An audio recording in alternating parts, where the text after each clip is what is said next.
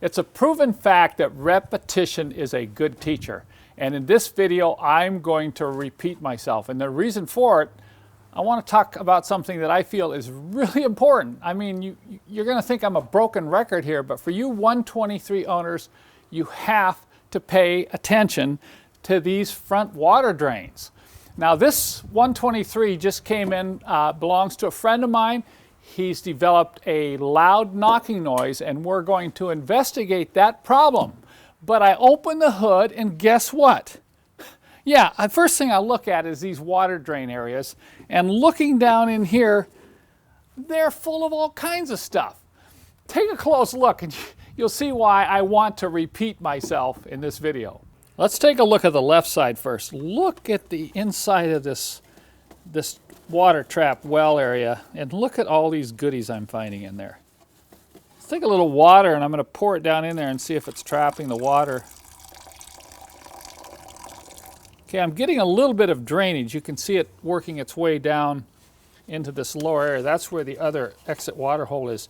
But look at that, the water is staying trapped right down here. And this is the one that if that rusts through, it'll rust through the body panel going into the passenger compartment.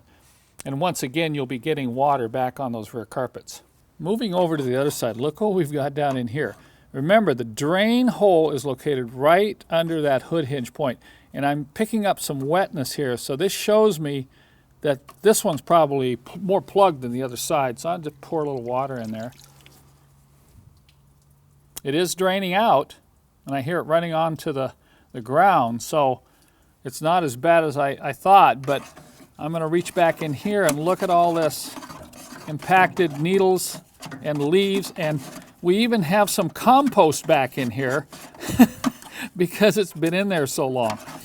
You leave that stuff back in this area right here and it will literally rust right through the sheet metal, and you can see, it's hard to see, but there is rust forming back in that location right there. At this point, I'm really concerned about what's happening under this battery. So we'll remove the battery and the battery tray and take a close look and see if we've got a rust problem hiding down in there as well.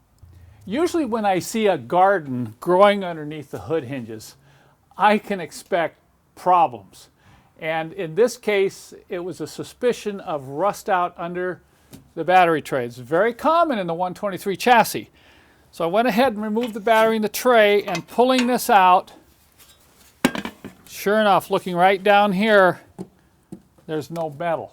The metal is gone. Big rust out hole. And that's because the water's been trapped. You add battery acid to trapped moisture like that over time, and literally accelerates the rust out.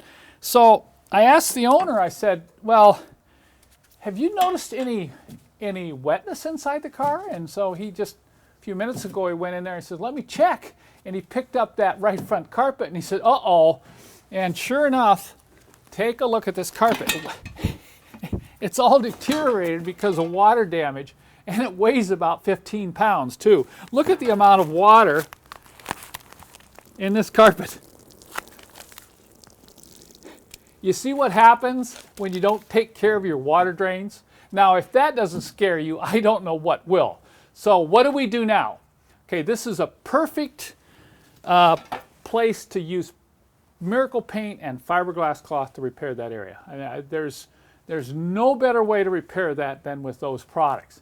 Then we're going to have to, reinforce that area with cloth, Miracle Paint, and coat it, and then come in here and clean this all out and coat any of the other rusted out areas or rusty areas with Miracle Paint, and then finally come in and lubricate these hood hinges. I like automatic transmission fluid because it can seep down in to those hinge pivot points really well, and ATF tends to hold it quite well when exposed to rainwater. Now you do want to be, once again, lubricating these hood hinges on a regular basis. If you live in a rainy climate, I would say every 3 months, lubricate this pivot point down here and these pivot points right here. So once again, repetition is the key to education. So I hope this repetition you find very helpful.